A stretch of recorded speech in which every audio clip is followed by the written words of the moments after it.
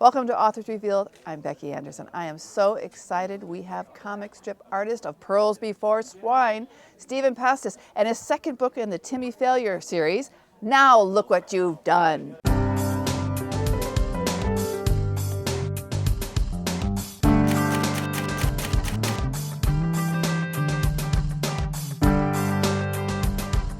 Stephan, welcome to Naperville and to Anderson's. Thank you very much. I'm happy to be here. Oh, it is such a thrill to have you here because you're here for the kickoff event for this tour, but the launch event. Yes. Timmy Failure #2. Yes. Now look what you've done. Yes. And I'm going to tell you, I absolutely adore these books. Oh, thank you. And I think the beauty of both of these books is that Timmy is a relatable kid in a way, but he's so funny. But it's also the way there's so many things in his life that are relatable for kids. Good. But it's with humor. It's with humor. And the thing is, as an adult and having a juvenile sense of humor, reading these books as an adult, they're a riot. Oh, you know? And cool. I don't even have to know all your other stuff that you've done before. Yeah. All your Pearls Before Swine. Well, thank you very much. That's very nice of you. But this is the second book. The first book came out a year ago, and this is the start of the kickoff for the Falling Down Around America tour. That too, yeah.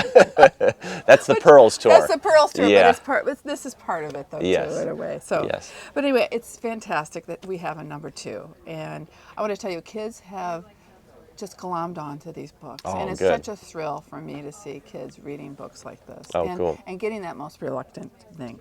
So how does it feel to have #2 out in the world? Oh, it's so wonderful. It just came out just a few days ago. It's such a new world for me, because I know the comic strip world. I've done that for 12, 13 years, but this kids book world is a whole new thing where you get to meet all these new people, go to different bookstores. I've had a great time. It's like a whole new career. Oh, it's just exciting. Yeah. And you've had a couple of careers before. Yeah, I was a lawyer for 10 years. I've been a cartoonist. You got to keep switching every 10 years to keep it interesting. Yeah. So, you know, compared to your adult fans, and I know there's a lot of kids who also are fans of your comic strip and everything, but what do you hear from kids? And what are some of the most fun emails or letters? I mean, that's not, kids don't send emails, but those, I mean, they letters do. Anymore. Snail mail. Do you get snail mail? I get everything. And with pictures and everything that they draw. In fact, I was just at the coffee shop across the street, and I was looking at a couple of them, and one of them was a parent that was writing to say that he couldn't get his son to read, and he's had a few issues with him, and that he fell in love with Timmy, and he's read it 3 times, and he's so excited, and is there any way after the signing I could spend 5 minutes with this kid? It would mean the world to him, and it's great. I love stuff like that. So cool. Yeah, that's been a really neat thing to be able to do. And the other great part is when you go and you tour the schools, kids are so enthusiastic. They're so honest. I mean, their emotions are right there. Exactly. And it's just, it's wonderful. I like seeing them, and they're great. They dress up as Timmy. It's something cool to see. Well, Timmy's so cool. Yeah, I guess so. He has some fashion statements that he makes, you know. Timmy would like to hear that. Yeah, right, exactly. So, you know, your syndicated comic strip that you have, it's in over 700 papers around the country.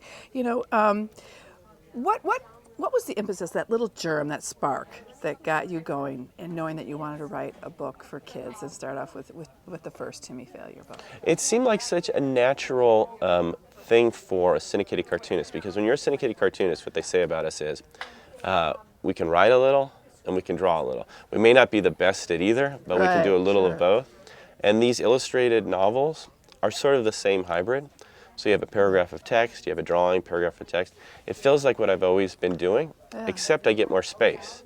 When you do a comic strip, you have 3 little panels. You have no space. You have to strip it of all adjectives and adverbs just to get it in. And when somebody says, here's 200 blank pages, it's way freeing. A drawing doesn't have to be this size, it could be this size.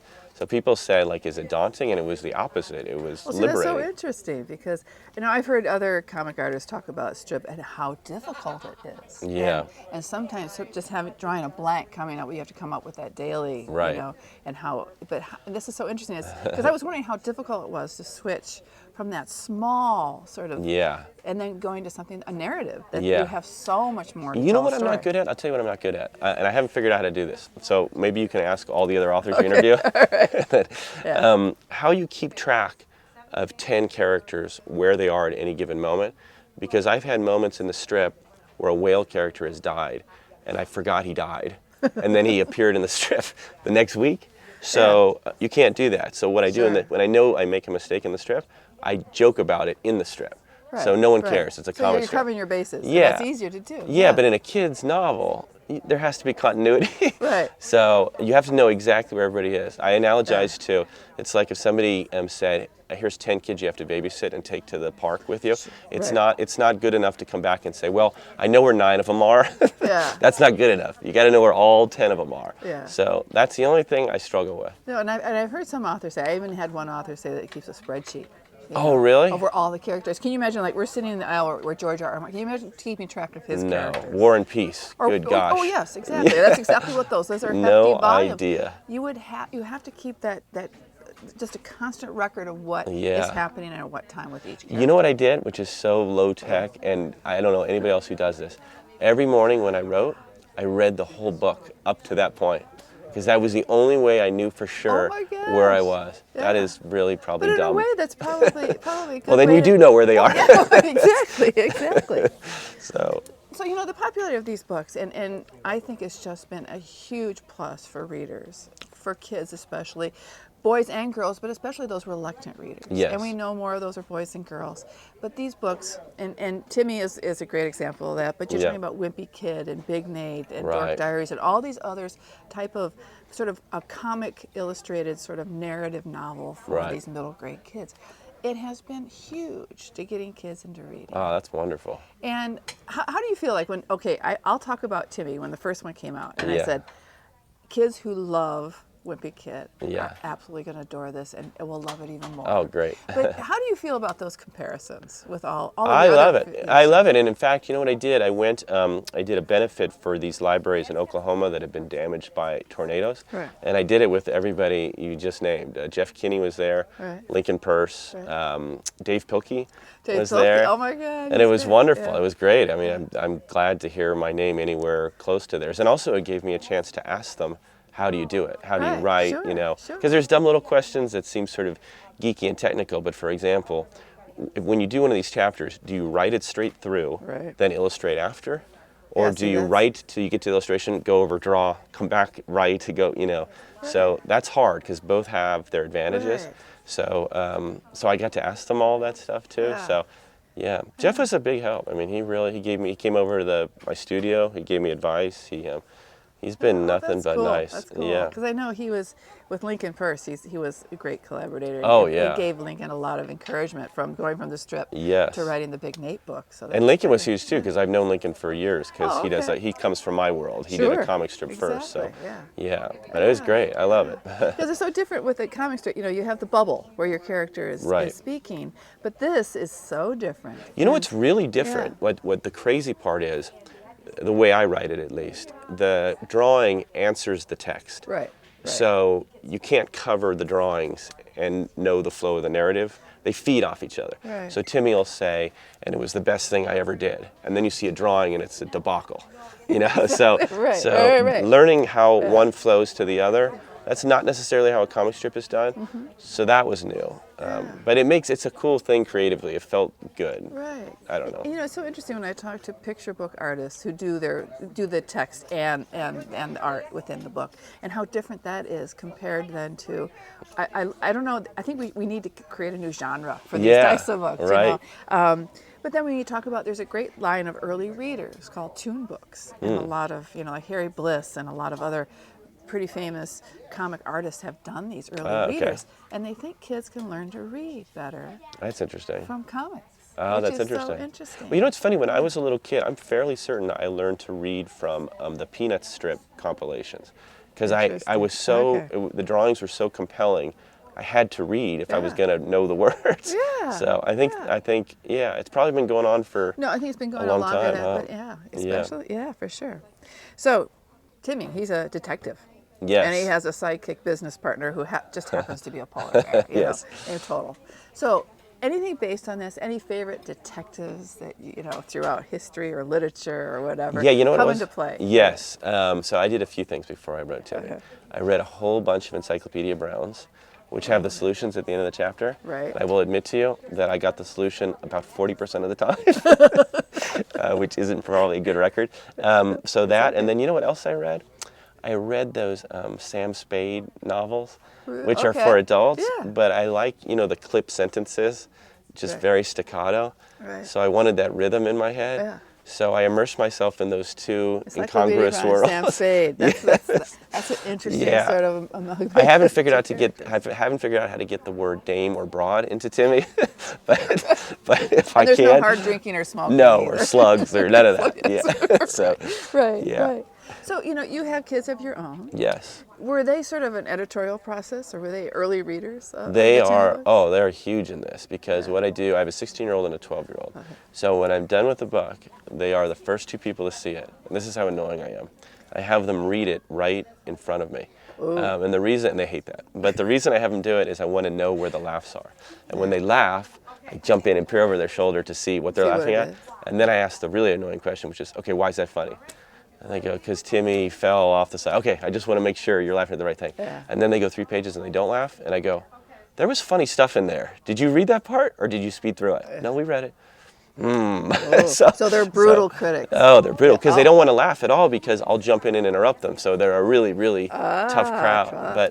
But if Thomas or Julia really laughs at something, when it comes to the editorial process with my editor at Candlewick, if they really laughed and it's something that the editor maybe has questions about, I fight harder for it, knowing I've seen kids laugh. Yeah. So this is your proof. Yeah, they're this key. Works, that this works. That's they're that's how they earn their supper. Yeah. That's good. That's great. Yeah. So Timmy's 11, and I mentioned before he's a real kid because he has there's real issues in his life, and that to me, when there are those issues, it makes the humor more real. I don't know how to describe it, but I really think it makes the humor hit its mark better. I've heard people say that exact same thing, that's the basic theory of comedy. You lay down a sad line as the bass track. Right. Sort of like, you probably don't even think about it, but Oliver and Hardy, Laurel and Hardy, unemployed, trying to be someone they're not. Charlie Chaplin, he's a bum, he doesn't have any money. So that's the bass. And then you layer the humor on top, and for whatever reason that works. Yeah, it does. So it really does. I don't know what that theory is, but it seems to hold true. So because Timmy has trouble with friends, Yeah, one parent. One parent is a single not mom. Not much money. Yeah, they have problems with money at home. Yeah. All those issues, but it does, and then just that he's Timmy failure. I think so too. It does add the humor, but I think it makes it more legit. I think so too. It also does one other thing, I think, which is that Timmy is so boastful and arrogant. To give him that life makes him more sympathetic. Otherwise, he might be too over the top, but you know what his life actually is, so it makes him, I think, more sympathetic. So, I don't know. Yeah, no, it totally does. But I'm always curious with books like this, how do you know where the balance is between the image and the text?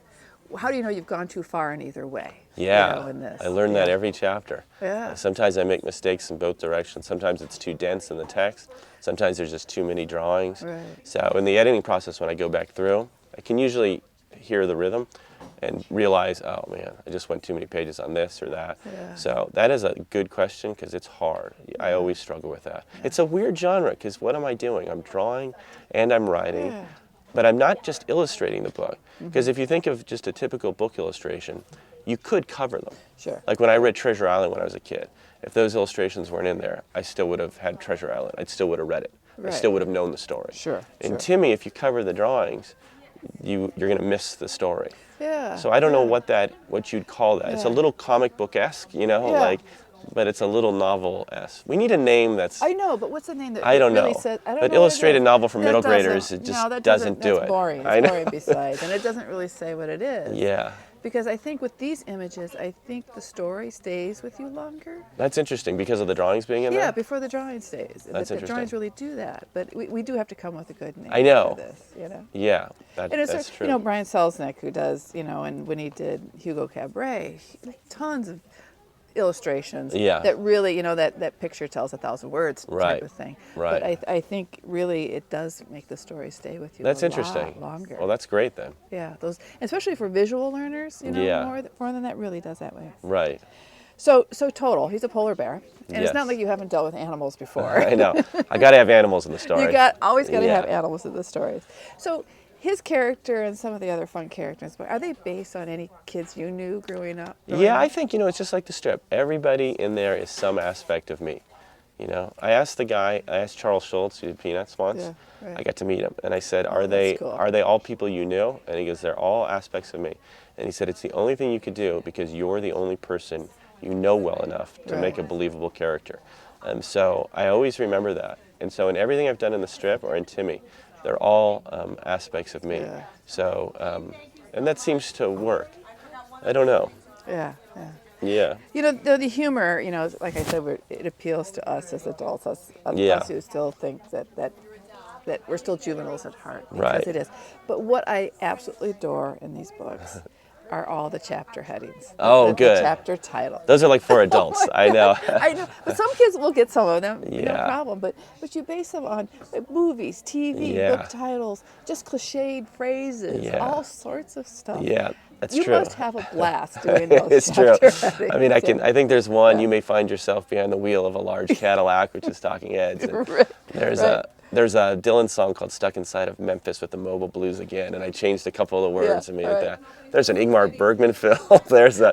It's all over the place. Like Atlas Bugged. Yeah, I love that one. Atlas And then I Know Why the Cage Bird Doesn't Sing. Yes, right. You know, and you put so those are the book ones that come to me. I figure that for a kid, he doesn't have to know what the reference is. No. So, and for the adult, perhaps reading it to the kid or with the kid, they can laugh and say, "Oh, that's such and such." Or when they get that book for required reading in high school, "Hey, I've heard that before." Yeah, right. You know, it's funny you say that. When I read Peanuts, I must have learned, that must have been the first time I had heard about Russian literature, philosophy, all those things. I mean, psychology. I had never read that word before. And that Tolstoy, that was all in Peanuts. Sure. And and Bugs Bunny was the same, like references to Wagner or something, I think those are your first references, and they stay with you. They do stay with you. I think for sure. That's funny. Yeah. I feel the same way on that. Yeah. And the other great thing that you put in these books, what I think is great for kids, and teachers will love this too, is the vocabulary. Good. You've got great vocabulary. And for those reluctant kids, but it's going to make them want to know what that word means. That's fun. And That's your favorite word, mendacity, is I love that word. It is such a Do you remember great that movie, Cat on a Hot Tin Roof, when Burl Ives yells, "Mendacity"? That's what that's from. So when I put it in there, I make sure that Timmy will yell, "Lies, lies, mendacity." So I always try to make it so that in the context, they could probably figure out what the word means. So that's part of it. Another part of it is I love Mark Twain, and he always insults with those 19th century words like rapscallion and scalawag. They seem so old, and I like Timmy to bring them back. So. Yeah, no, it's great. I love that aspect of it, and I think it just adds so much to the whole. Just not the atmosphere, but the whole texture of the book. Oh, good. And I think it's really good for kids like that. So. Well, thank you. You know, so in your in the comic strip, you know, and just like you have in the books, you have these characters like Mr. Crocus. 137 years old, or whatever Timmy says about him in there. You know, and Molly Moskins, and then of course his study partner. Tukas, Rollo Tukas. Rollo Tukas. Yeah. Fantastic.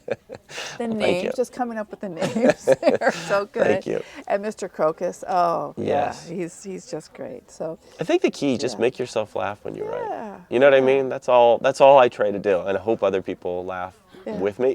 so writing these, do you have more fun with this? Do you catch yourself laughing more than you do with the strip, or is it a different kind of thing?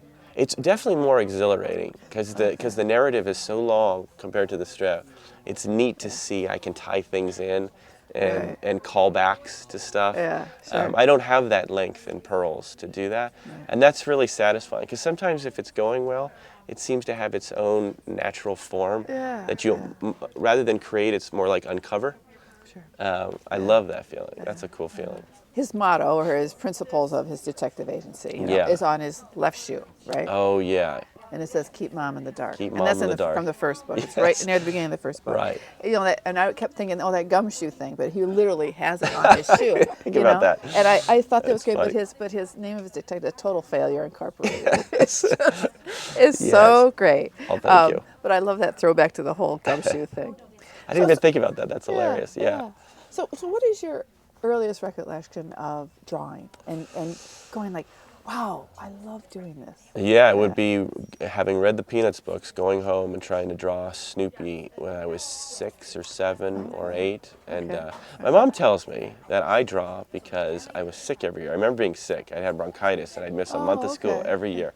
So I remember one year she bought me one of those beanbag desks. Right. You know, it's beanbags. Sure. And I would sit there in bed because the only thing I could do and draw. And she says that's why I draw. Yeah. I don't know if that's true, but that's my mom's story. So have you always drawn? I mean, from that time on? Yes. And whether it's doodling or doing whatever, have you ever done it in classes? Oh, RAT through was law school. RAT was like created at UCLA School of Law. I even know the classroom he was created. I Okay, was what so was it? bored. It was European Economic Community. It was it's off the main hall. And that would be boring. it was so boring that I sat in the back and I drew this little guy and I loved him.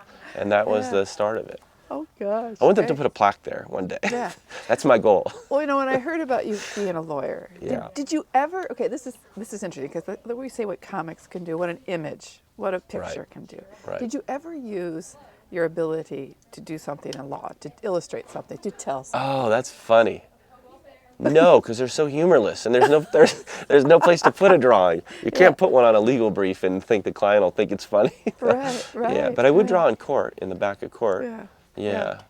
So being a doodler and drawing for so long, were you the type of kid in the back of the classroom? Were you the class clown, or would you draw things to make kids laugh? I was both. So twice, I'm kind of proud of this. In junior high and high school, I won an award when we graduated. Most obnoxious. Only person in San Marino history to get it twice. I know, thank you. And then, so I was that, and then the other thing I did was, when I wasn't talking, I would be sitting in the back doodling. Right. So I was sort of a dual threat in that way. Right. Both talkative but they couldn't complain because I generally got good grades. Right. And I was finished first, so I just bugged everyone else and drew. Yeah. Oh, that's cool. Yeah. That's cool.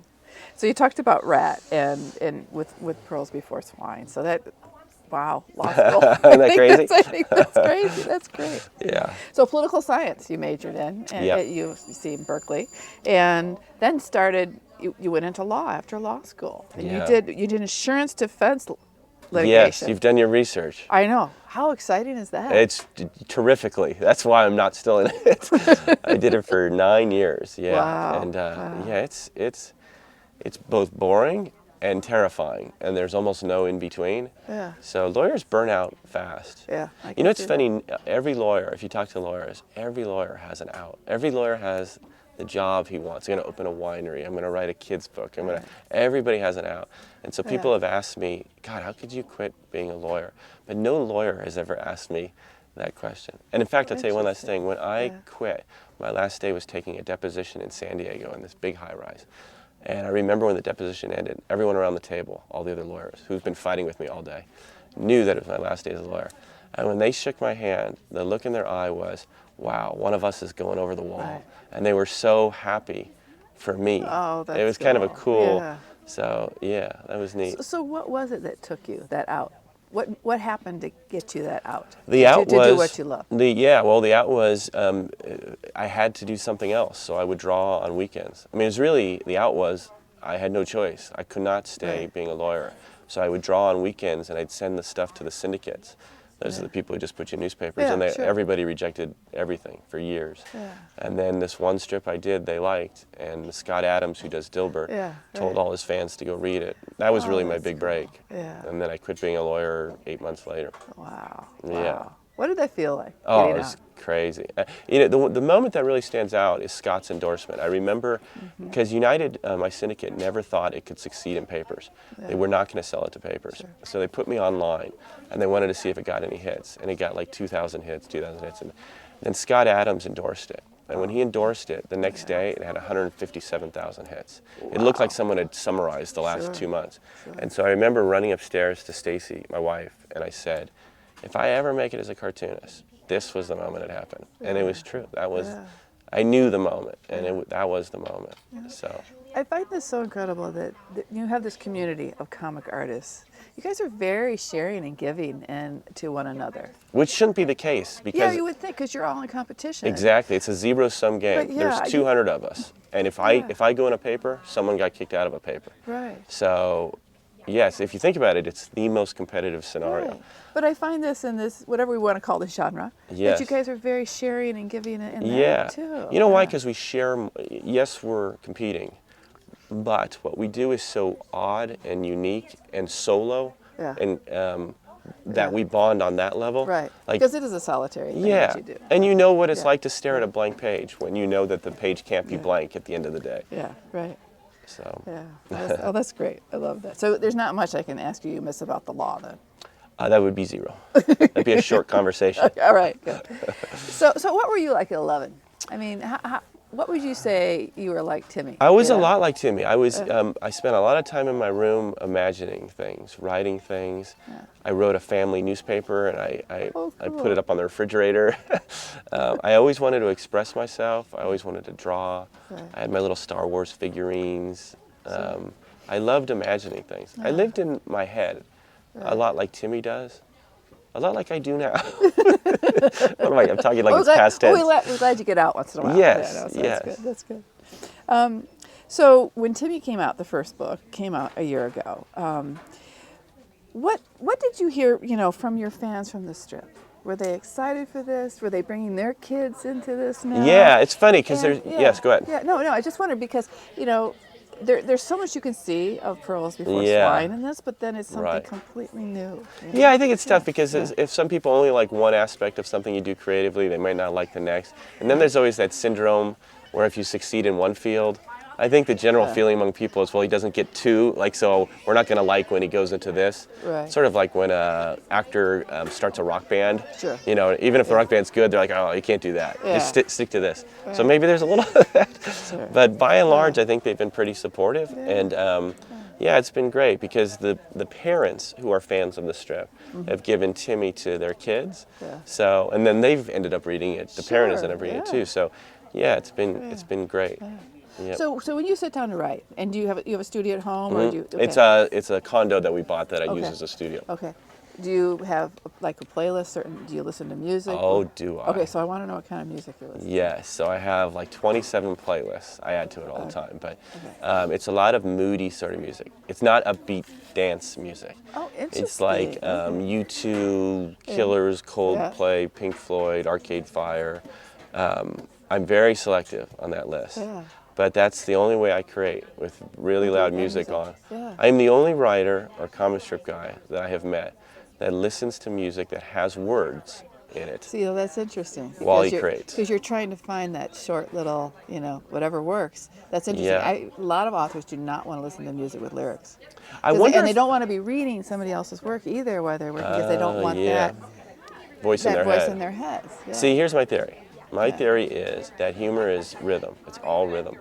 And music is rhythm. So if I get into the flow of the music, here's something funny. You know what I did for Timmy 3? Every day when I started writing, remember the Doors? They did a cover of the song "Who Do You Love?" Yep. And I played that so loud. Every chapter to the third Timmy was to the Doors, "Who Do You Love?" Are you kidding me? How bizarre is that? That's bizarre. But the rhythm just always got me going. Now that song will never mean the same when I listen to it. The rhythm always got me going. Oh, it was such a huge Doors fan. Yes. Actually, yeah. So tell us what's next. And you mentioned Timmy 3, so you got a title you can share? Yes, Timmy 3 is We Meet Again, and it's the end of the year. Comes out the end of the year in October. Oh, good. Sooner. Oh, fantastic. So it's exciting. Okay, kids will be very happy. Okay. Good. Stephan, thank you so much. Thank you. And congratulations on Timmy Failure #2. Thank you. And come back and see us for #3. I will do it. Thank you very much. Thanks a lot. What a blast that was, talking with Stephan Pastis about his new book, Timmy Failure. Now look what you've done.